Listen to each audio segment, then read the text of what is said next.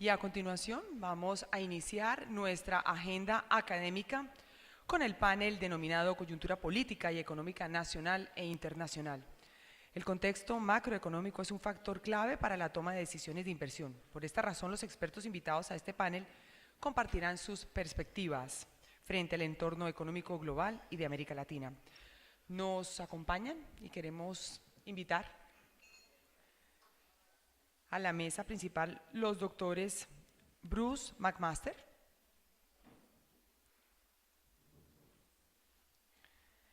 él es presidente de la Asociación Nacional de Empresarios de Colombia ANDE.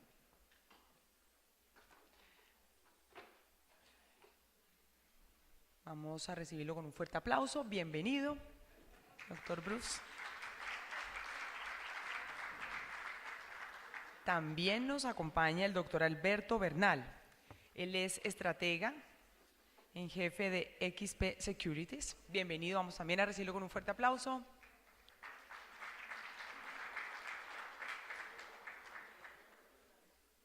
Y Fernando Quijano, él es director del diario La República. Bienvenido también y otro aplauso para el doctor Fernando.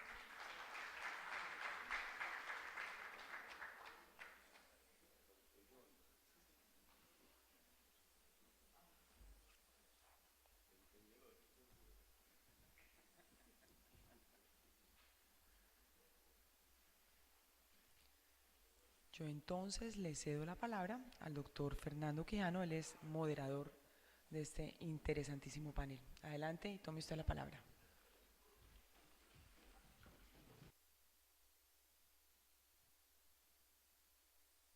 Días, sí, muy buenos días. La doctora Estela nos ha encargado hacer un panel con dos personas con las que por lo general coincidimos en este tipo de eventos o en estos espacios que son todos estos congresos económicos que de una u otra manera se convierten en el termómetro de cómo va la economía, o quienes nos dedicamos a mirar las cifras, un poco a mirar las tendencias, a analizar los sectores.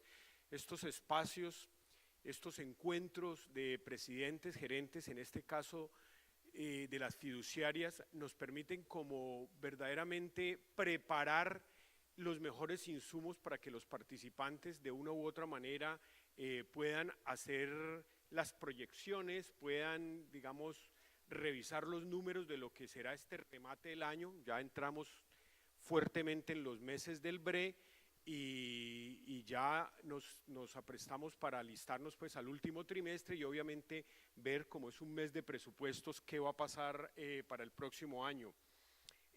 A mi izquierda está el doctor Bruce y a mi derecha el doctor Alberto, columnista de los columnistas más antiguos del diario La República y obviamente uno de los analistas más consultados por los medios económicos nacionales e internacionales. Yo quería arrancar con una reflexión y es cuando uno hace todo el rally de congresos económicos que se realizan en Colombia, arrancan en mayo, terminan en noviembre. Los puntos comunes siempre son los mismos, hacer un poco de prospectiva económica, cómo va a rematar el año y qué va a pasar en el próximo año. Y uno se da cuenta, y más cuando se ha tenido la posibilidad o se ha tenido la experiencia de estar en años anteriores en congresos económicos, uno siempre hemos podido darnos cuenta de varias cosas. En el Congreso de la Andia, en una de las exposiciones magistrales, se hablaba de que la economía colombiana todavía estaba anclada en un pasado y como que no tenía mucho cuál era el modelo económico que iba a seguir. Y cuando uno toma 60 años de historia en Colombia, de historia económica en Colombia, se da cuenta que entre 1954 y más o menos 1974 era un país dominado por el cultivo del café. No solamente tenían los cafeteros un miembro en la Junta Monetaria, sino que el país estaba siempre encaminado a lo que estaba pasando con el café.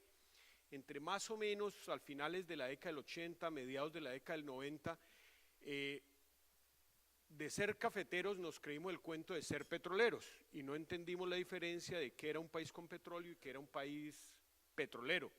Y eso más o menos, esa tendencia o esa creencia se mantuvo hasta agosto del año 2014. En el año 2014 viene la caída internacional de los precios del petróleo, viene la hecatombe pues, del régimen venezolano, viene una cantidad de situaciones y Colombia, que tenía presupuestos con barril de petróleo a 65, incluso hasta $70, ha tenido que irlos ajustando a presupuestos con barril de petróleo a $50. Pero la gran pregunta, y que es como la constante que uno ve en estos congresos, es ¿cuál es la vocación del país? No somos cafeteros, 500.000 familias viven del café, es importante, es una actividad muy del posconflicto, muy importante, pero es un país de ya casi 50 millones de habitantes. El tema del petróleo, sí es importante, tenemos un petróleo, seguramente los precios reboten, no sé si llegarán, y eso es una de las cosas que vamos a preguntar, no sé si llegará el barril de petróleo a $60, 70, no sé, pero tampoco podemos, digamos, confiarnos de que la economía dependa de una resurrección de los precios del petróleo. Entonces, ¿qué es la economía colombiana? ¿Para dónde vamos? ¿Cuál es esa vocación? Los niños que nacieron en el 2000 este año entraron a la universidad, es la generación de los 17 años. ¿Cuál va a ser verdaderamente la vocación del país? Y yo quisiera dividir este panel en tres grandes frentes, arrancar ordenadamente a mirar un poco este somero, digamos, contexto histórico, hablar un poco del contexto nacional, doctor Bruce, Alberto, de lo político y lo económico, como una primera exposición de cada uno de ustedes, unos 10 minutos cada uno, cuál es su visión, el contexto de lo político y lo económico, y luego, más adelante, tratar de tocar algunos sectores preocupantes, sectores álgidos, para terminar en lo básico, en lo que siempre terminamos, tasas de interés, proyecciones del PIB, qué va a pasar con la inflación y sobre todo una cosa determinante, y es el ingreso de las familias. Son tres bloques, si quiere arrancamos con Alberto, cuál es su visión del contexto nacional y el contexto político-económico en lo que estamos y hacia dónde vamos. Bueno, muy buenos días a todos. Fernando, muchas gracias por la presentación. Para mí un placer siempre compartir panel con Bruce. Doctora Estela, muchas gracias por tenerme presente. Pamela Barberi, mil gracias por tenerme presente. Voy a tocar un tema que creo que es muy importante y lo nombraba César Prado ahorita, es el nuevo normal. El nuevo normal es algo a lo que nosotros nos tenemos que acostumbrar. ¿Qué es el nuevo normal? El nuevo normal es que Estados Unidos nunca jamás va a volver a crecer al 3%. Japón nunca jamás va a tener una inflación del 2%. Y lo más probable es que China, de aquí en adelante, siga disminuyendo su crecimiento potencial. Entonces es básicamente la realidad. Como yo siempre digo, a mí me hubiera encantado medir 1,90, mido 1,68. Es lo que mi Dios me dio, entonces con eso viviremos y con eso avanzaremos. Creo que es la simple realidad, y para avanzar en esta discusión que propone el doctor Quijano, que es la discusión más importante, tenemos que tener en cuenta todas esas situaciones. Entonces, primero por el lado económico. Colombia no es un país petrolero. Es más, si nos comparamos con Vietnam, Colombia no es un país cafetero tampoco. Colombia no es un país agroindustrial, porque nosotros no podemos competir con Brasil y con Argentina. ¿Por qué? Porque Brasil y Argentina tienen estaciones, y cuando los países tienen estaciones tienen los veranos más largos. Entonces, la cantidad de producto que se saca en granos, por ejemplo, en Argentina o en Brasil, por hectárea, siempre, bajo cualquier circunstancia, va a ser más alto que en el de Colombia. Esa es la realidad. Entonces, ¿qué nos queda? Nos queda un poquito de todo. Nos queda el petróleo que tenemos, nos quedan los granos que tenemos, nos quedan los frutales que tenemos, nos queda el turismo que tenemos, nos queda la industria que tenemos. Nosotros no vamos a competir con México en industria, no vamos a poder lograr que Toyota decida pasar su industria de Hermosillo, México, que está completamente integrado con el sistema norteamericano, a que la haga en Fomeque con Dinamarca. No lo vamos a lograr. ¿Por qué? Porque el costo logístico es muchísimo más alto en este país. Esa es la realidad. ¿Es esto el final del mundo? No, para nada. ¿Por qué? Porque Colombia ha logrado tener crecimientos potenciales del 4,5% en momentos de su historia. Pero para volver al 4,5%, que creo yo es el objetivo, tenemos que entender que hay que aceptar la realidad.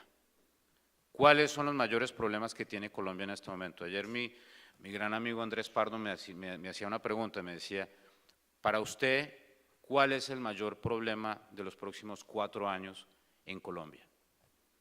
Yo no dije reforma pensional, no dije reforma tributaria, no dije reforma al gasto público. ¿Saben qué le dije? Le dije las consultas previas. En este país o salimos de esa sinvergüencería. Ahorita estaba leyendo que ahora toca preguntarle a yo no sé a qué comunidad si se puede hacer un dragado para la entrada del puerto de Cartagena. Eso no se debe preguntar, simplemente se hace. Porque que afecte a 100 personas no puede implicar que pueda afectar a 48 millones de personas o a 50 millones de personas. Esa es la simple realidad. Y Colombia tiene que avanzar en un cambio institucional que le quite tanta legalidad al sistema, donde se tenga que preguntar absolutamente todo. En China hicieron un puente de 50 kilómetros que incluye un túnel de 7 kilómetros que va de Hong Kong a Macao, que es Las Vegas en China. Lo hicieron en 5 años. Son más de 50 kilómetros, puente alto, 6 carriles para cada lado, un túnel de 7 kilómetros por debajo del mar. ¿Para qué? Para lograr que haya más interconexión entre este país. 5 años. ¿Por qué? Porque allá no hay licencia previa. Y no hay que preguntarle a Mr. Lee si le gusta o a Mr. Liu si no le gusta. Se hace porque hay necesidad de hacerlo. Hay que avanzar en un proceso en el cual pasamos de esta situación en la cual tenemos que pensar que tenemos que tener tanta democracia en las decisiones que son necesarias del país para avanzar. Esa es la simple realidad. Y ojalá que los candidatos y el futuro presidente de Colombia tenga la capacidad de explicarle eso a Colombia. Yo sé que es muy difícil, lo que yo estoy diciendo es completamente antipopular. Que vamos a abrir un hueco al lado de Cañocristales para sacar petróleo. No sea irresponsable, señor Bernal. ¿Cómo se le ocurre que vamos a sacar petróleo en la Macarena?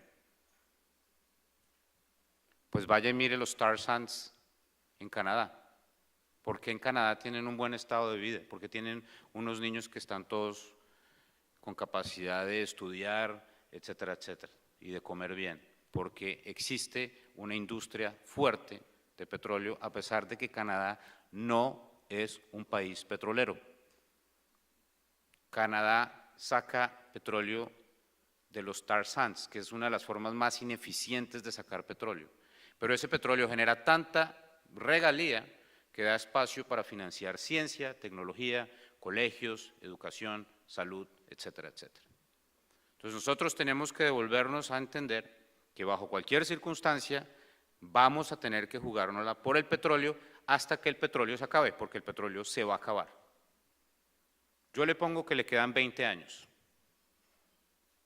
Ya todo el mundo desarrollado está pasando que después del 2040 ya no se puede vender más carros de combustión.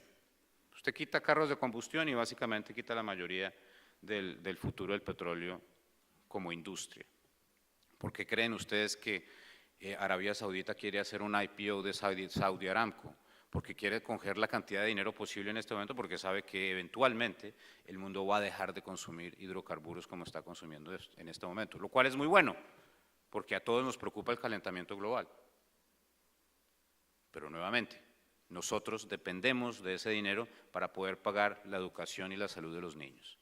Entonces creo que es muy importante entender esa parte. Necesitamos seguir jugándola por la industria de los hidrocarburos y eso hay que hacerlo bajando las regulaciones, mejorando las condiciones para los petroleros y dando la oportunidad a la gente de hacer dinero en este país. ¿Qué nos queda?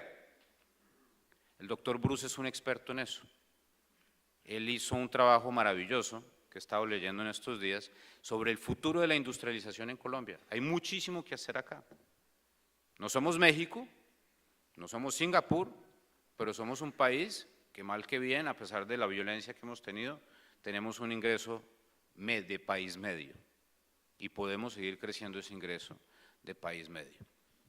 Termino con una parte política antes de darle la palabra a Bruce y entrar a las otras cuestiones. Yo sé que esta es la frase más trillada de la historia, pero yo sí creo que en este momento es muy importante. Cuando yo hablo con los inversionistas internacionales que conocen muy bien la historia de Colombia, todos me han dicho esto en los últimos 2 o 3 meses. Me dice, Alberto, las elecciones de su país en el 2018 son las elecciones más importantes de la historia de Colombia. Y yo estoy totalmente de acuerdo con eso. Esta es la primera vez que Colombia va a votar sin las FARC en la época moderna. Y aquí solo hay 2 opciones. O Colombia se va más para la derecha o Colombia se va más para la izquierda. Y siendo sinceros, yo creo que si uno va a juzgar por mi nativa Bogotá, donde puede ganar 3 elecciones seguidas el Polo Democrático, ¿por qué gana el Polo Democrático en Bogotá? Pues porque Bogotá es la ciudad de Colombia que menos se ha visto afectada por el terrorismo. Entonces un país con menores niveles de terrorismo debería votar más hacia la izquierda. Eso es lo que diría la lógica de la ciencia política. Entonces en Latinoamérica hay 2 países que pueden ir en contra de lo que yo estoy viendo, que es que fíjense, Argentina, pasamos de Kirchner a Mauricio Macri. Eso es igual que pasar de Gustavo Petro a Álvaro Uribe.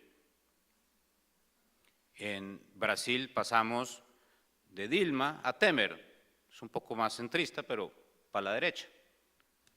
En México, quizás pasemos de Enrique Peña Nieto, que es una persona de centro derecha, a López Obrador, que es la versión mexicana de Nicolás Maduro. Problemático. Y hay una probabilidad bastante grande.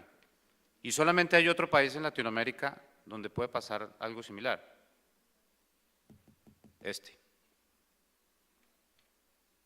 Y es preocupante porque Colombia necesita, otra vez, jugársela por la industria tradicional de los hidrocarburos si quiere seguir pagando por las necesidades fiscales que tiene este país. Si no hay dinero para pagar la educación, si no hay dinero para pagar la salud, si no hay dinero para pagar para la infraestructura, vamos a tener un problema muy significativo porque Colombia va a incumplir con la regla fiscal y Colombia va a perder su calificación. Y yo no les tengo que decir a ustedes qué piensa Gustavo Petro sobre la industria de hidrocarburos de Colombia. Si el presidente de Colombia en el 2018 es una persona que está en contra de los hidrocarburos y en contra de disminuir impuestos a las empresas, etcétera, etcétera, y mucho más a favor de la redistribución, vamos a perder la calificación y vamos a tener una situación muy parecida a Brasil, después de la presidencia de Dilma. Entonces, ojalá que le hagamos caso a los inversionistas internacionales cuando me dicen a mí, Alberto, las elecciones del 2018 son las elecciones más importantes de la historia de Colombia.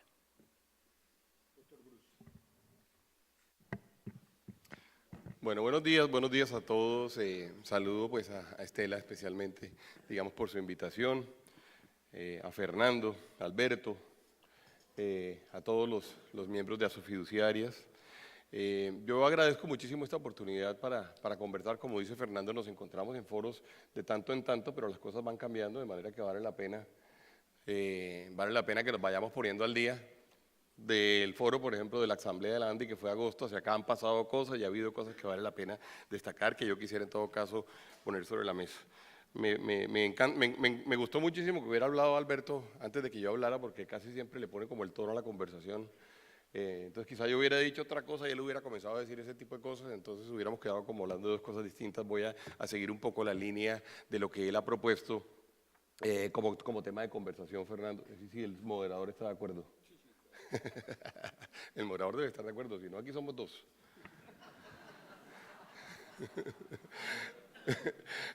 No, yo quisiera decir dos o tres cosas, digamos. Yo quisiera referirme primero al tema económico diciendo un par de cosas. Diciendo, lo primero, si uno trata de analizar la situación económica actual, uno seguramente debe tener en cuenta, digamos, por lo menos 4 tipos de factores importantes a ser considerados y a ser analizados al momento de cualquier proyección o de cualquier análisis. Primero, está el tema del mercado internacional. De alguna forma Alberto se refirió a él. Es cierto que el mercado internacional en este momento está dando señales de que va a crecer definitivamente a ritmos significativamente menores que los que ha venido creciendo históricamente o quizá durante los últimos 10 o 15 años. Y esto es una tendencia que se va a mantener. Cuando uno ve, por ejemplo, los crecimientos de China, los mencionaba también Alberto, estamos hablando de crecimientos del 6 y ya no del 9. Y hay quien dice que el crecimiento puede terminar llegando al 5 muy pronto. Y eso, por supuesto, a una economía como la colombiana, una economía apenas mediana, pequeña, pues le afecta significativamente. Luego está un tema que hay que mirar con bastante detalle, que es el tema de la situación macroeconómica colombiana, para decir 2 o 3 cosas. Primero, que Colombia sigue manteniendo, digamos, en todo caso, su tradición de ser, de tener como objetivo primordial dentro de la política macro poder llegar al equilibrio fiscal, lo que de alguna forma nos garantiza o nos permite pensar o imaginarnos que vamos a tener calificaciones de riesgo que nos mantienen en el grado de inversión si seguimos así y si tenemos los recursos, y yo sobre esto también voy a hablar ahora.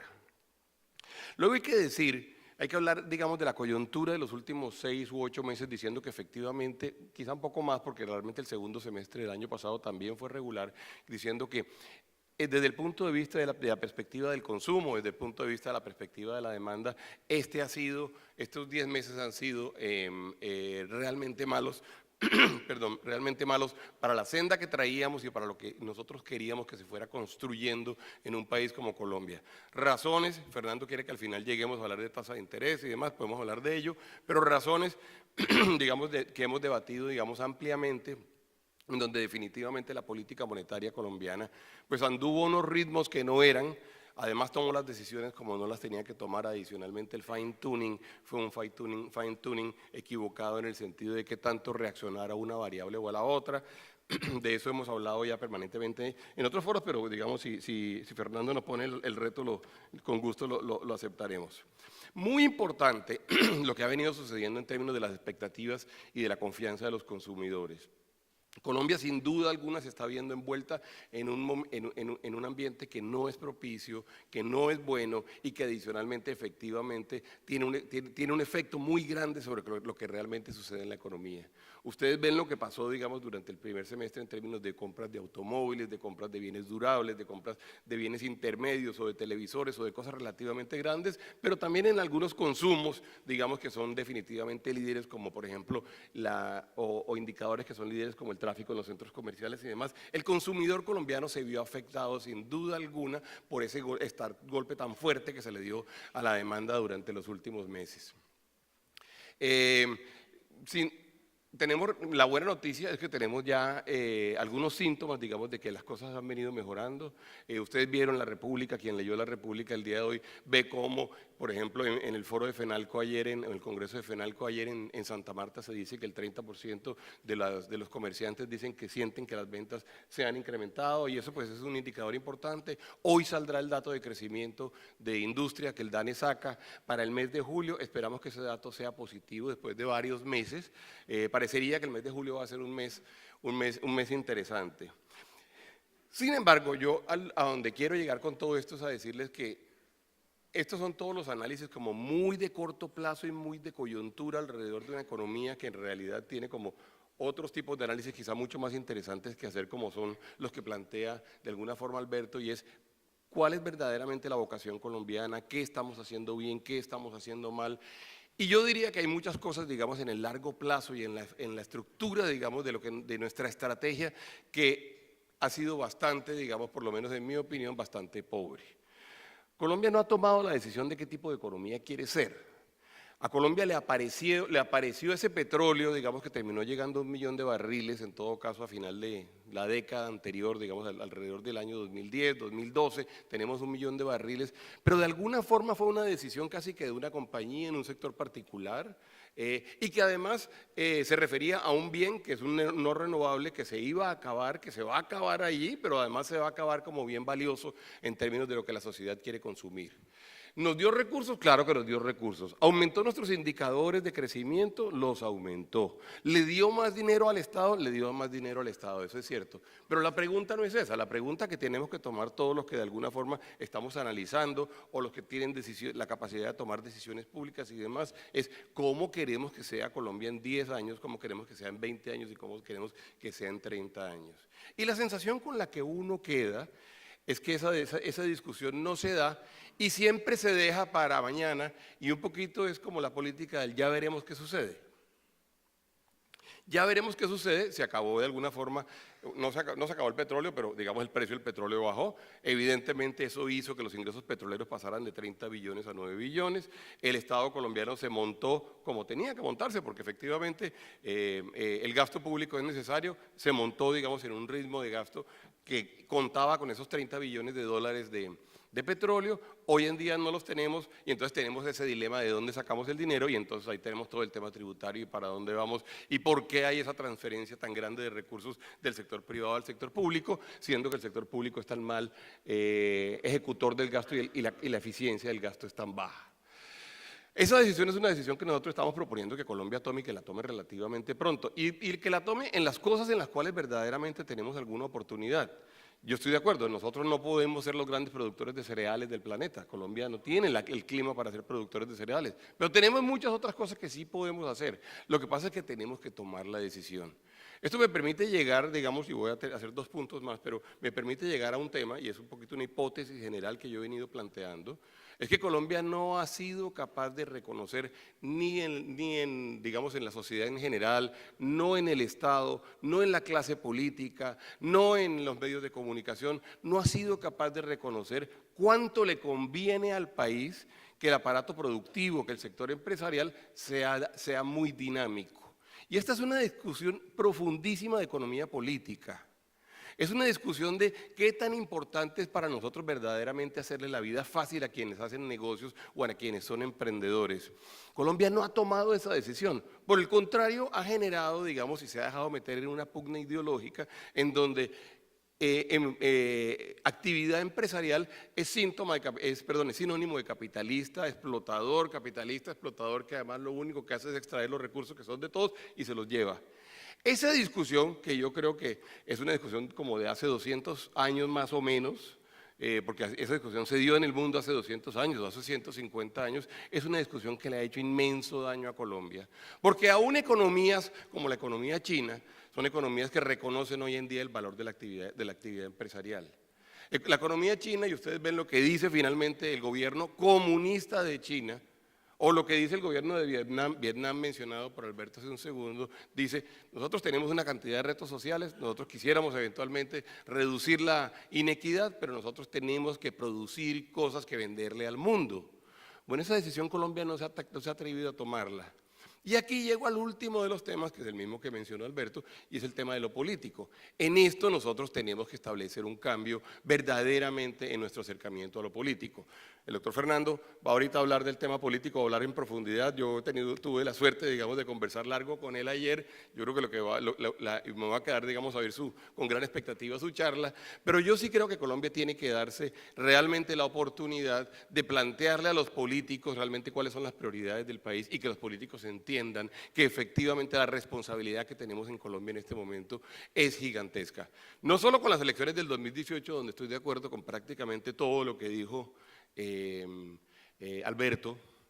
No sé si con la comparación de López Obrador y Maduro o era Chávez, pero en todo caso, con esa conversación. Pero, sino también, digamos, desde el punto de vista de cómo tenemos nosotros que enfrentar nuestro reto frente a la sociedad y por qué la sociedad tiene que tomar una decisión de cómo actuar en este momento en lo económico. El tema de los hidrocarburos es uno de los temas que tiene que estar en la agenda colombiana hoy en día. Colombia tiene una oportunidad verdaderamente grande en este momento con los hidrocarburos no convencionales. Colombia ha descubierto y ha identificado que hay hidrocarburos no convencionales que se pueden sacar en forma sostenible ambientalmente. Sin embargo, el tema de la discusión ideológica, política, nos pone a patinar, no nos deja andar. Ustedes saben, la oportunidad que tenemos allí de hacer eso en el tema de hidrocarburos está identificada, sabemos dónde están y sabemos cuáles son las cantidades.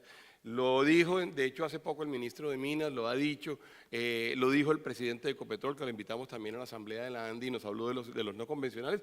Esas son decisiones que deberíamos tomar nosotros en forma responsable y tomarlas relativamente pronto. No quiero, digamos, como extenderme como para darle oportunidad de pronto a Fernando que nos vaya haciendo el intercambio de opiniones, pero tendría, digamos, muchas otras cosas que decir. Después de ese contexto y de mirar más o menos dos visiones sobre lo político-económico, hacer análisis, o sobre todo uno a los alumnos en la universidad siempre le dice, mire, hacer un análisis no es escribir, realmente es contarle a la gente por qué pasaron las cosas y qué van a pasar. Y nos dejan a los periodistas el qué, cómo, cuándo, dónde y por qué. Y cuando uno trata de hacer el análisis político y económico, siempre esos son unos caminos que se juntan, en algún momento se juntan. En este momento yo quisiera meterme al tema de los sectores económicos. Los sectores económicos, digamos, en Colombia hay unos muy evolucionados, digamos, uno los puede analizar desde el punto de vista de las revoluciones industriales. Hay unos sectores económicos que todavía están en la primera revolución industrial, es decir, están en la época de lo hidráulico y los telares, 1890, 1900. Hay otros sectores que están en el tema de la bombilla y el carro, segunda revolución industrial. Y la tercera revolución industrial, es decir, el mundo de los computadores, de la informática, de las, entre comillas, nuevas tecnologías, solamente le han llegado a unos sectores. Pero en Colombia ya hay gente hablando de que le debe llegar la cuarta revolución industrial, cuando, por ejemplo, al agro todavía vemos con desdén el tema del campesino, creemos que este tema es de un asadón y no de un tractor digital, creemos que todavía vemos con añoranza paisajista el tema del agro y obviamente ahí hay toda una revolución y tiene que ver mucho con el tema del posconflicto. Los sectores, ¿cómo ven para el remate de este año los sectores económicos y qué puede pasar en el 2018 en cada uno de los sectores? Cada día nosotros tratamos de salirnos un poco, de analizar todo con base en el Producto Interno Bruto y meternos a indicadores como venta de carros, despacho de cementos, ingreso de las familias, uso de las tarjetas de crédito. Ese indicador que dijo Bruce ahorita me interesa muchísimo, asistencia a centros comerciales, es decir, hay que cambiar también las formas de ver cómo va la economía en cada uno de los sectores. Pongámosle esa lupa a los sectores, Alberto. Pues yo creo que ahí comenzamos a hablar de cosas con muchísimo potencial. Déjenme darles un número que me parece a mí espectacular.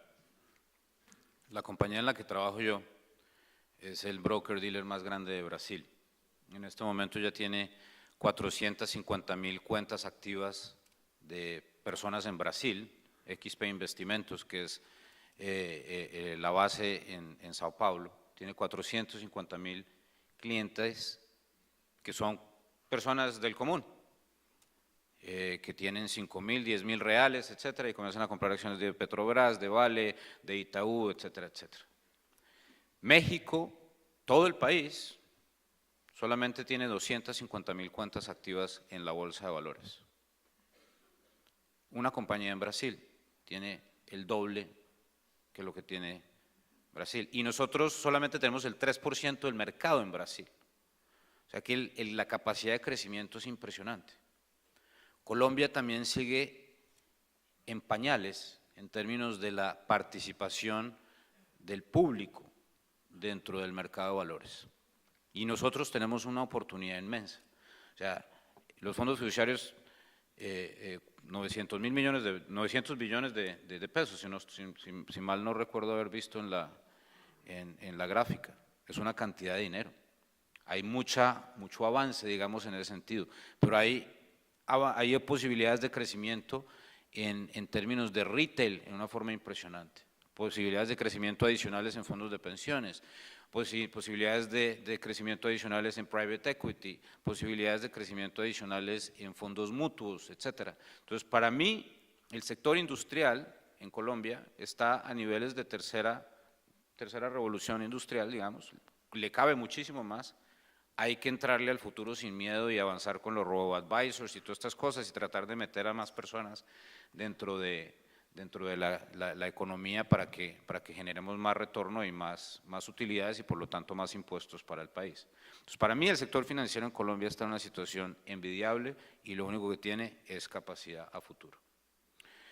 Es completamente imposible, sin embargo, pedirle al agro mayores niveles de productividad mientras sigamos teniendo esos niveles de deficiencia en infraestructura, porque las primeras cosas son las primeras y hay que decir, muchos de ustedes saben que yo soy bastante crítico con el gobierno actual, pero si hay algo bien que haya hecho bien el presidente Santos y su gobierno es la mejora en infraestructura.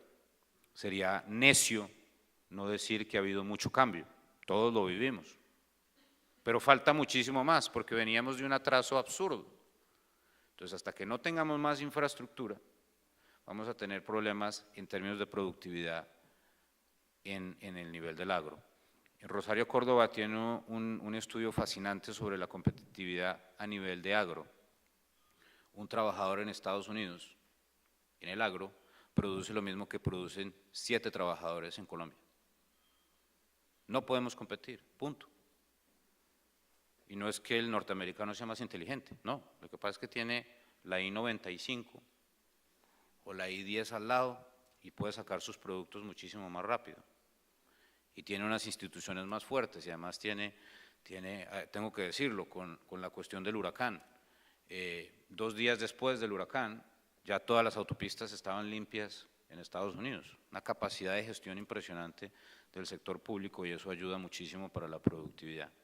Entonces, en términos del campo tenemos muchísimo que hacer, pero sería necio pensar que mañana podemos evitar la tragedia que tenemos en Colombia, y lo dice el candidato Iván Duque, que es que el 80% del presupuesto del sector agrícola se va en subsidios.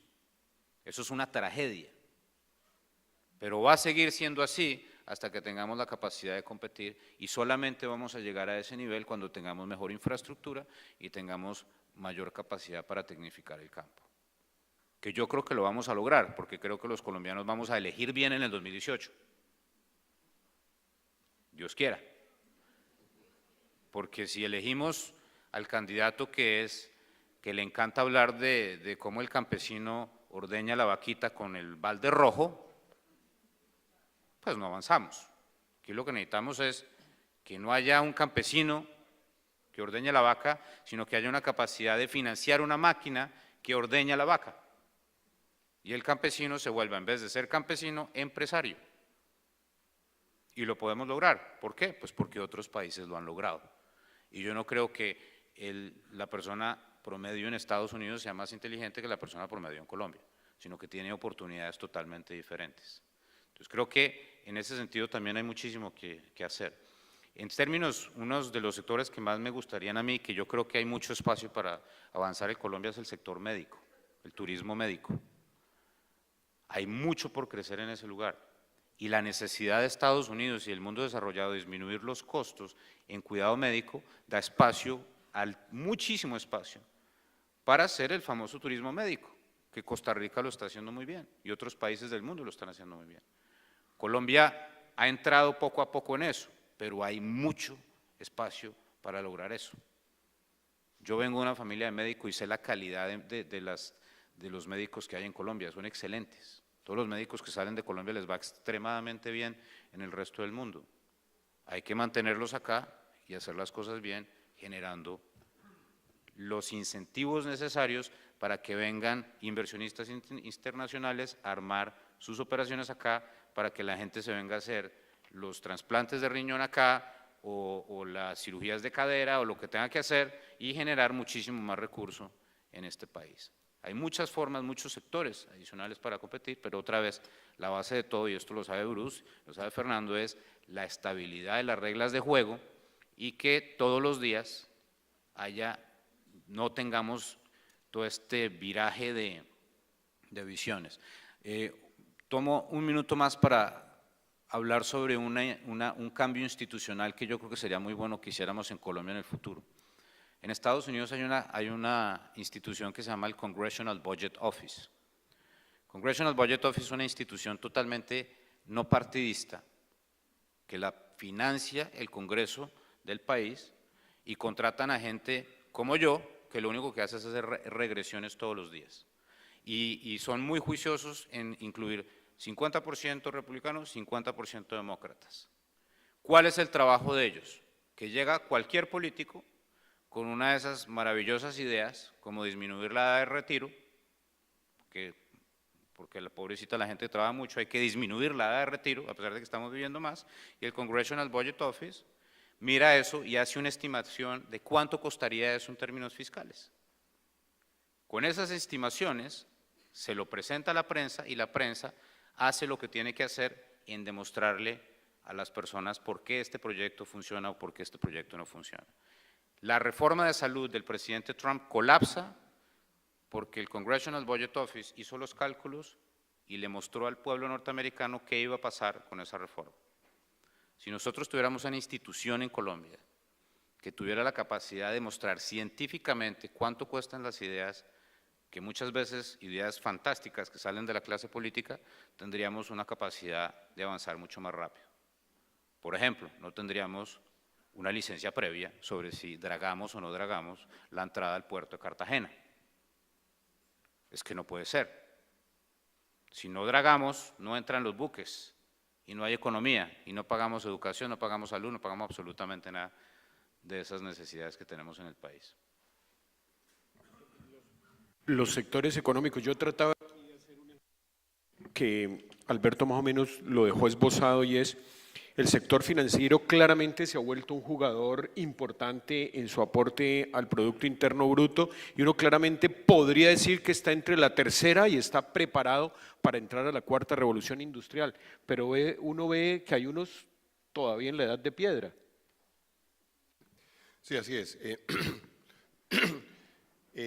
Ustedes saben, en los paneles usualmente tienen un moderador que hace unas preguntas ordenadísimas y los panelistas contestan lo que quieren. Siempre pasa. Así es. Voy a tratar de que eso no pase tanto hoy del lado mío. Alberto ha sido más disciplinado que yo. Yo quisiera decir 2 o 3 cosas hablando del tema sectorial, porque es que el tema sectorial en Colombia tiene que ver exactamente con la misma discusión de economía política que les estaba planteando ahorita. Cuando en los años 90 Colombia decide hacer la apertura, Colombia lee la mitad del libro. La mitad del libro decía, hay que abrir la economía y uno tiene que buscar que la competencia conduzca al desarrollo. Hasta ahí lo leímos, cerramos el libro y nos fuimos a hacer eso. La segunda mitad del libro decía, para hacer eso usted tiene que preparar su economía y tiene que buscar ser ganador en algunos sectores. Y ese era un libro único, era un solo libro, en donde nos leímos la mitad y se nos olvidó leer la segunda mitad. De manera que la discusión sectorial actual es la misma discusión que se ha debido dar en el año 90. Yo tengo, digamos, como la satisfacción de que hace poco el presidente de la República dijo, cuando hicimos la apertura en los años 90 se nos olvidó hacer el desarrollo sectorial. Y fíjense ustedes, nosotros hemos venido haciendo un estudio en la ANDI, en donde hemos venido comparando cómo estaban los países en el año 90 y cómo estaban los países en el año hoy, y comparativamente Colombia dónde estaba. Y tengo dos indicadores que les puedo contar. Cuando uno coge países y economías tales como Tailandia, Malasia, Singapur, China, Corea del Sur, Perú, Chile, Costa Rica, México, Turquía, Israel, cuando uno coge ese universo y coge a Colombia, el país que menos veces ha multiplicado su Producto Interno Bruto es Colombia. El país que menos veces ha multiplicado su Producto Interno Bruto per cápita es Colombia. Hemos hecho esto para una gran cantidad de otros indicadores y estos 27 años para Colombia han significado realmente un rezago importante versus economías. ¿Estamos mejor? Sí, estamos mejor. ¿Han pasado cosas? Sí, han pasado muchas cosas. De hecho, hay algunos indicadores que yo siempre resalto, como por ejemplo el crecimiento de la clase media o incluso el crecimiento del Producto Interno Bruto, que en el año 2000 era de 100.000 millones de dólares y hoy de cerca de 300.000 millones, o de más de 300.000 millones de dólares, 300 billones de dólares. Dicho eso, la pregunta que nos tenemos que hacer hoy en día es: Colombia, ¿qué no ha hecho? ¿Y por qué damos una discusión sectorial? Y si la discusión sectorial es meramente una discusión estadística, Fernando, o si es una discusión de vamos a entender los sectores para saber cómo actuamos. Y ahí, por ejemplo, la discusión del sector financiero es muy interesante, porque el sector financiero es un sector que ha contado con una política de Estado que lo ha acompañado y lo ha acompañado durante todos estos años.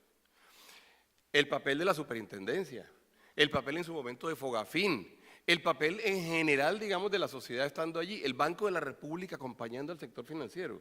Eso ha hecho que el sector financiero colombiano haya sido, sin duda, yo no tengo la menor duda de que el que ha sacado la cara, digamos, en términos de los sectores económicos ha sido el sector financiero.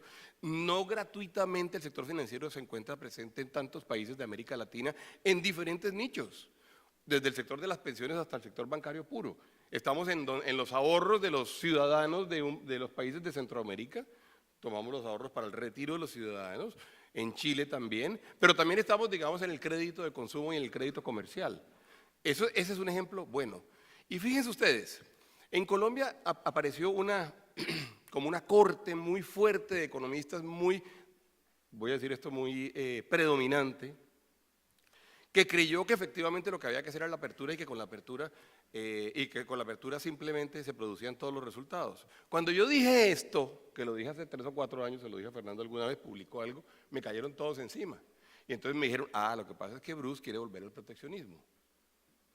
Yo le dije, no, es que yo no quiero volver al proteccionismo.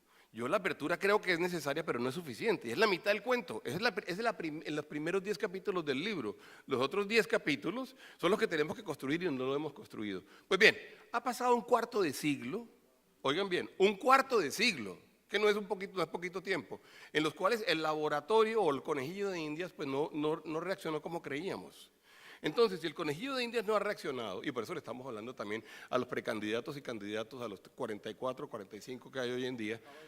Ahorita se lanzó otro. Bueno, 46. A los 46 precandidatos les estamos contando y le estamos diciendo, señor, ¿a usted le parece que uno debería tener una política sectorial o no tenerla? Y le voy a poner 2 o 3 ejemplos más. El ejemplo del sector de la construcción, digamos, íntimamente relacionado con la actividad que ustedes desarrollan. Es un sector en donde el Estado ha tenido una política pública clara.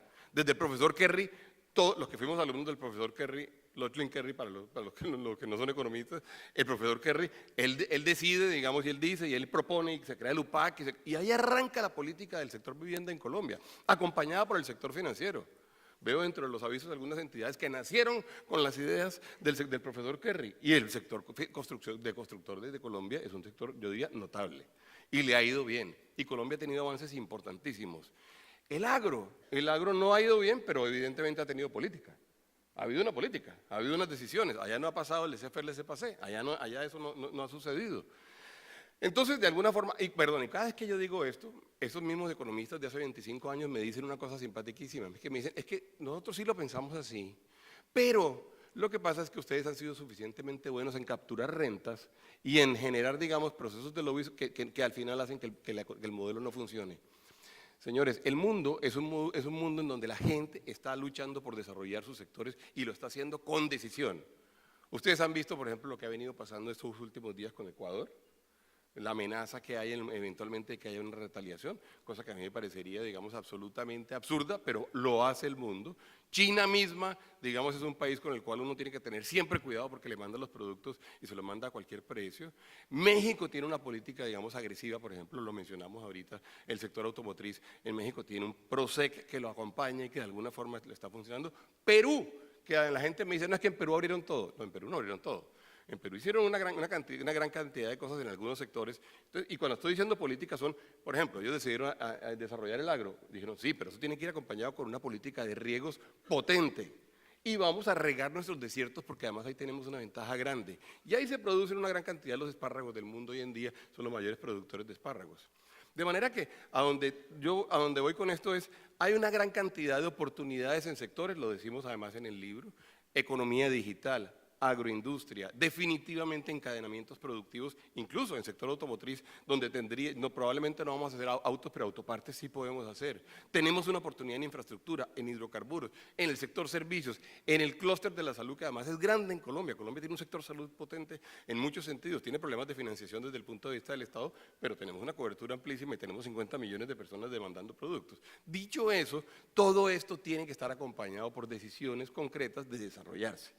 Entonces, un poco la propuesta que nosotros hemos venido haciendo es, bueno, si ya pasaron 26, 25, 26, 27 años y el modelo no funciona, hombre, tomemos los correctivos, va siendo como hora de que tomemos los correctivos. Y en eso podemos tomar políticas sectoriales claras, decididas, de apoyo, de incentivos, de formación profesional, de talentos. Hablaba Alberto de la infraestructura ahorita y todo el mundo seguramente estuvo de acuerdo con él. Estoy seguro que si yo le hablo a ustedes de lo difícil que es en términos de trámites trabajar en Colombia, ustedes también van a estar de acuerdo conmigo. El tema de trámites es verdaderamente imposible. Eso no ayuda. O el tema de los emprendedores. Un emprendedor le dicen formalícese, pero por favor viene señor y me paga el 70% de tasa efectiva de tributación. Entonces, señor, ¿qué intereses tiene en formalizarse o en hacer una empresa? Hay una serie de decisiones de política económica que yo vengo diciendo, Colombia tiene que tomarla. No hacerlo es tontísimo, no hacerlo es hacernos del harakiri. Por lo general en los paneles uno, y más en estos tan técnicos, uno trata de elaborar insumos para hacer presupuestos y termina elaborando insumos para hacer planes de gobierno. Ahí hay una cosa importante y es cuando uno, estos 20 minutos finales, un poco conocer la opinión de Alberto y de Bruce sobre los fundamentales, y llamamos fundamentales a hacer un poco de bola de cristal con el tema del Producto Interno Bruto, el tema del petróleo, la inflación, las tasas, el desempleo, el déficit, y por qué no como tratar a ver si en digamos, preparando presupuestos para este 2018, uno deja la obsesión por el PIB, pero ese es un tema más filosófico nuestro que cualquier otro orden. Por aquí estaba buscando un cuadrito que me fascina y es, ¿cuáles son los países que más crecerán su economía en el 2016? Esto es Fondo Monetario Internacional. El primero es Etiopía, que crece un 8%, crecerá un 8%. El segundo es Uzbekistán, un 7,6%. Luego Nepal, 7,3%. Luego la India 7,2% y Tanzania 7,2%. Y uno dice, en este orden de ideas, y cuando uno revisa, y lo mencionaba Alberto ahora, la obsesión por el crecimiento a través del Producto Interno Bruto, cuando es un indicador que es fundamental, que es el homologado por toda la banca multilateral, pero que muchas veces a la gente no le dice nada. Y no le dice nada y un poco como que desvía las discusiones. Entonces, no sé, en una economía creciente como puede ser, digamos, la de Ipiales, en Nariño, y uno dice, bueno, pero en términos de Producto Interno Bruto no me dice nada, pero uno ve cada día más centros comerciales, empataron la carretera con las carreteras de Ecuador, es decir, como que el desarrollo medianamente se ve, pero en Producto Interno Bruto no dice nada. Entonces hay unas obsesiones, pero obviamente tenemos que tener en cuenta Producto Interno Bruto, petróleo, inflación, tasas de interés, desempleo y obviamente el déficit. Para cerrar estos 20 minutos, Alberto, si nos ayuda más o menos como a precisar cuáles son sus visiones sobre estos puntos. Pues a ver, Fernando, hay una gran discusión en la Academia Económica sobre si estamos midiendo mal o no estamos midiendo mal el PIB. Una pregunta válida, por ejemplo, el tiempo que gasta Bruce o que gasto yo en Twitter debería tener algún valor en el PIB. Pues yo creo que sí. Yo personalmente, yo claramente soy una cuestión clínica porque yo soy enfermo del Twitter. Creo que algo de lo que pone uno, algo de actividad económica puede generar, ¿no? Entonces quizás está mal medido. Ahora, Etiopía crece al 9% porque cuando uno tiene una vaca y compra la otra, pues dobló el PIB. Entonces, es bastante fácil, ¿no? En el caso de Colombia ya estamos en un nivel bastante más avanzado. Pero yo quiero dejarles esta es la última, me imagino, ¿no? Un par de visiones sobre la cuestión macroeconómica. Primero, la proyección sobre el peso colombiano. Yo soy un tipo muy terco y voy a seguir con mi terquedad. El peso colombiano no se va a depreciar de niveles actuales. No porque Colombia esté muy bien, sino porque Estados Unidos no está tan bien. Y todo es relativo. Entonces, ¿por qué razón es que yo puedo afirmar que Estados Unidos no está tan bien? Porque la tasa de interés del bono de 10 años de Estados Unidos está en 2.2% en este momento. El otro día el presidente Trump dijo una de las mayores barbaridades que cualquier presidente de la historia hubiera dicho. Es increíble que lo hubiera dicho y que nadie en la prensa hubiera dicho absolutamente nada al respecto. Estaba hablando de la reforma tributaria y el tipo comenzó a hablar sobre los países que crecen mucho. Y dijo, es que la India crece al 8% y Estados Unidos solo crece al 2%. A ver, pero es que es lógico. El 87% de la gente en la India vive en el campo, solamente el 13% de la gente en la India vive en las ciudades.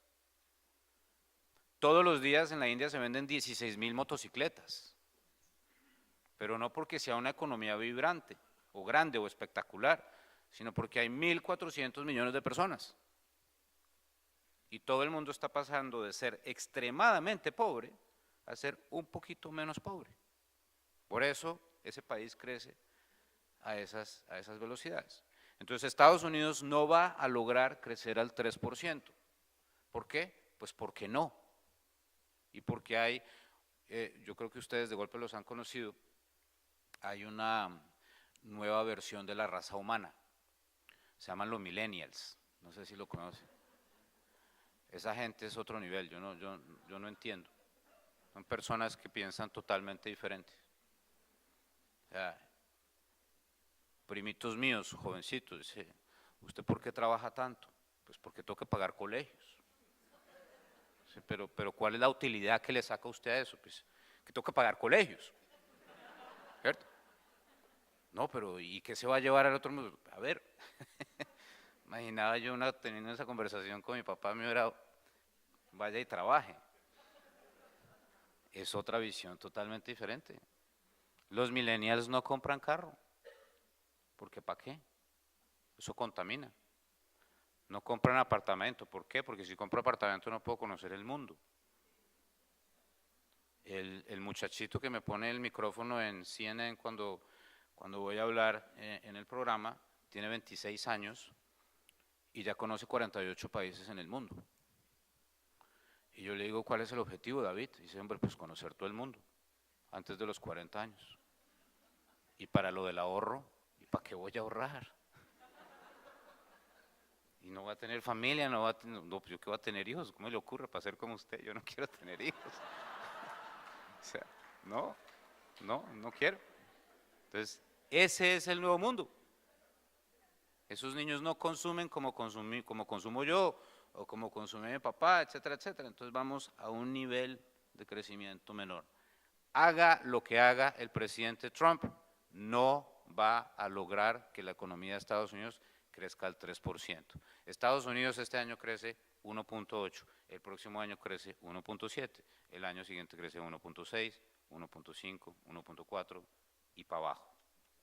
Y eso no es una tragedia, está bien, porque cuando uno ya tiene todas sus necesidades ya tiene capacidad de cumplir con todas sus necesidades, no necesita más.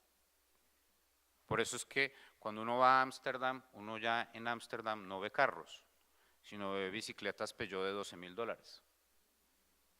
Porque cuando ya compra un BMW, ya no le gusta el BMW, usted ya no sigue para arriba, sino se vuelve a la bicicleta. Es el orden de las situaciones. Entonces, ese es el nuevo mundo. Por lo tanto, las tasas de interés en el mundo no suben. Entonces, mi cliente en el Fondo Soberano de Singapur o en el Fondo Soberano de Noruega, que tiene un MBA y ha hecho el cálculo, la regla del 72, sabe que uno, si uno invierte en un papel de Japón a 10 años, a la tasa actual se demora 14.000 años doblándole la plata a su cliente. Y ustedes, no se los tengo que decir, usted no le puede ofrecer a un cliente, tengo una gran opción, doblemos la plata en 14.000 años. Eso no sirve. Y si usted invierte en Alemania son 350 años que se demora para doblar la plata. En Estados Unidos a 10 años se demora en este momento 35 años. En Argentina usted se demora 3. En Brasil se demora 5. En Colombia se demora 7. En México se demora 7. Entonces todos los dineros internacionales van a seguir llegando a Colombia a comprar tés porque no hay opción diferente. No porque seamos espectaculares, ni porque Cartagena es divino, nuestra comida es la mejor del mundo, no nos la creamos tanto, sino porque no hay opción diferente a seguir invirtiendo en activo que genere retorno. Y por lo tanto, el peso colombiano, a pesar de que nos estamos quedando sin petróleo, y a pesar de que hay gente que piensa que es una gran idea preguntarle a una comunidad si uno debe hacer un dragado para la entrada al puerto de Cartagena, a pesar de todas esas cosas, el dinero va a seguir entrando. Y eso es una gran opción. Porque con ese dinero, Bruce y el gremio de Bruce van a tener la capacidad de financiar mejoras en las perspectivas del país, obviamente asumiendo que en el 2018 los colombianos tomamos la decisión adecuada. Déficit fiscal, este año con la reforma de Mauricio se cumple, yo no tengo ninguna duda, yo no creo que le van a bajar la calificación a Colombia, el petróleo lo veo subiendo a 55, por cuestiones de que ya se está cuadrando otra vez la oferta y la demanda. Con 55 Colombia debería tener la capacidad de cumplir con la regla fiscal. Si se cumple con la regla fiscal, no hay razón para que Standard & Poor's baje la calificación, solamente hay razón para que Standard & Poor's baje la calificación si los colombianos decimos en el 2018 que tenemos que escoger una persona que no es lógica a la presidencia. Entonces, por ese lado no estoy preocupado. Banco de la República va a bajar 50 puntos básicos adicionales en el 2018. Si estamos de buenas, baja 75. La inflación sí va a entrar en una senda de estabilidad alrededor de 3.3% en el 2018, asumiendo que tengo razón con la moneda, y por lo tanto las inversiones en fixed income, en renta fija, deberían estar suficientemente buenas. Y los mercados emergentes, esto es muy importante también porque nosotros estamos todos dentro del índice de mercados emergentes, como el dinero va a seguir entrando a mercados emergentes, va a seguir ayudándole a la Bolsa de Colombia. Fíjense ustedes el nivel yo pocas veces en mi vida he visto tan pesimista a Colombia como este año. O sea, creo que me toca volverme a la época de Samper para ver ese nivel de pesimismo. Igual, la bolsa está arriba fuertemente. ¿Por qué? Porque los flujos están llegando y porque la expectativa sí es que a final de año, sobre todo en el sector hidrocarburos, tengamos una base de comparación suficientemente baja y vamos a tener crecimiento.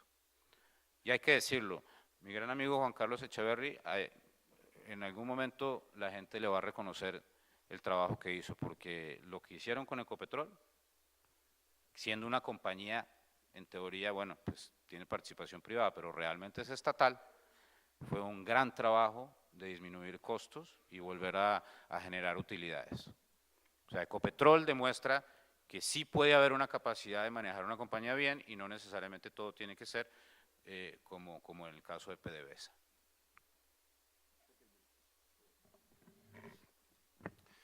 Sí, bien, yo digamos coincido con la mayoría de las proyecciones. Quizá quisiera profundizar en una que es la de crecimiento, digamos, de la industria y del Producto Interno durante este año. Estoy de acuerdo con Fernando en que los indicadores de crecimiento del PIB son indicadores completamente simplistas. Yo creo que vale la pena poner a pensar a la gente un poquito más alrededor de qué podemos medir, cómo lo podemos medir y sobre todo qué podemos medir con algún grado de antelación, de anticipación, de ese tipo de indicadores líderes que nos permitan a nosotros verdaderamente reaccionar y no solamente registrar históricamente lo que sucede en las economías. Sin embargo, es evidente que este año va a ser un año bastante regular en términos de Producto Interno Bruto. Es evidente que lo que sucedió en el primer semestre, por mucho que se logre recuperar en el segundo semestre, nos va a llevar en todo caso a crecimientos que en nuestra opinión no van a estar en más del 1.6%. En términos económicos, y a la industria probablemente le va a ir menos bien. La industria ha tenido indicadores que ustedes vieron, por ejemplo, el del último mes fue un decrecimiento del 3.3%. El registro del mes de julio va a salir mejor sin la menor duda, pero en todo caso el acumulado que tenemos de los últimos 7 meses, es bastante malo. Yo quisiera, digamos, redondear, Fernando, una idea y es la siguiente. Nosotros, digamos, hemos venido analizando y creemos que el futuro de lo que suceda en Colombia de aquí en adelante dependerá, como dice Alberto, de que Colombia tome una buena decisión política, sin duda, digamos, en el año 2018, pero también tendrá que ver con lo que hagamos en este momento respecto de la implementación de los acuerdos de paz. Y no lo mencionamos nunca, pues, y quizá porque estamos sobresaturados de acuerdos de paz y no sé qué y tal, pero yo creo que tenemos que estar pendientes y tenemos que tener todos en nuestra agenda de todos los días, digamos, el foco puesto en lo que está sucediendo allí. Hay una gran cantidad de temas que son los que verdaderamente van a definir si pasamos o no pasamos las famosas líneas rojas. Estamos especialmente interesados en que salga bien el tema de la reglamentación de la ley de tierras. Estamos especialmente y debemos estar especialmente interesados en que salga bien todo lo que tenga que ver, por ejemplo, con participación ciudadana, todo lo que tenga que ver con protesta pública, todo lo que tenga que ver con, por ejemplo, consultas previas o consultas populares. Esa discusión que se está dando hoy en día en Colombia, a veces nos la estamos de alguna forma negando, pero no tengo la menor duda de que ahí nos estamos jugando el modelo social de nuestro país. Entre otras cosas, una gran cantidad de instancias que eventualmente se están queriendo crear, como por ejemplo los grupos indígenas volviéndose autoridades ambientales, todo para volver al tema del canal, de que hay que dragar el canal de Cartagena, Alberto, ¿o no?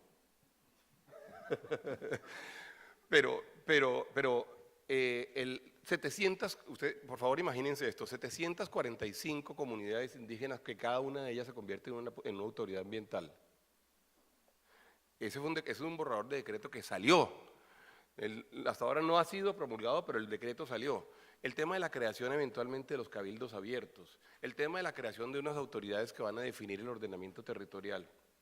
Y yo quiero llamar la atención de Colombia, porque en este momento el país requiere mucha más institucionalidad, no menos institucionalidad. Si ya se negociaron los acuerdos de paz que se negociaron y en este momento se están reglamentando, Colombia tiene que ser muy seria en mantener la institucionalidad. Y nosotros tenemos que tomarnos este ejercicio como verdaderamente un ejercicio en donde nos estamos jugando el todo por el todo. Y yo le hago un llamado a las personas que están en ello, porque además, entre otras cosas, si esto no sale bien, nos vamos a arrepentir durante muchísimos años por haber perdido una institucionalidad que mal que bien fue capaz de mantener a Colombia a pesar de las inmensas vicisitudes que hemos vivido durante los últimos 50 años.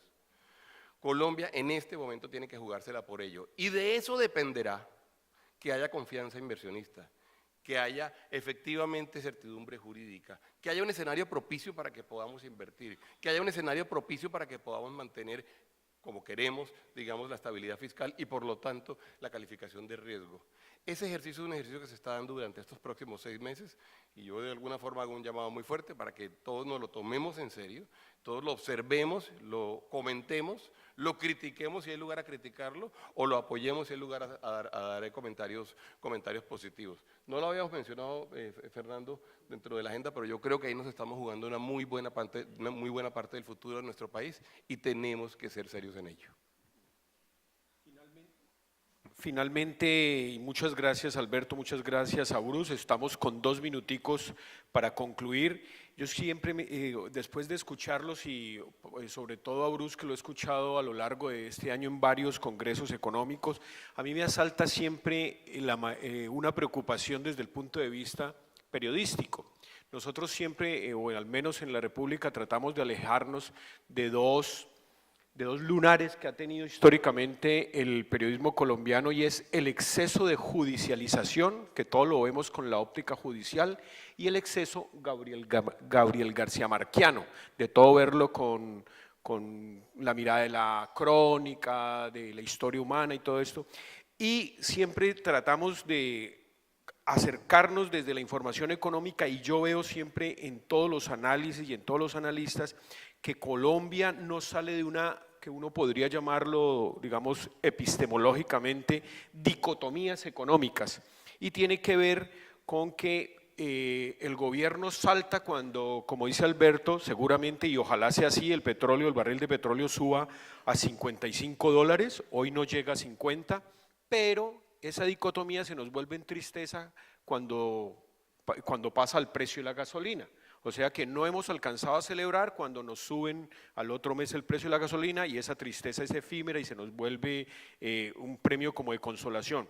El otro tema es la inflación versus los salarios. Como uno tiene que hablar absolutamente con todos los jugadores económicos, entonces alguna vez hablamos con una central obrera y nos decía, pues es que a nosotros nos conviene que la inflación sea alta, al menos para que los salarios, el incremento de los salarios el próximo año sea más alta.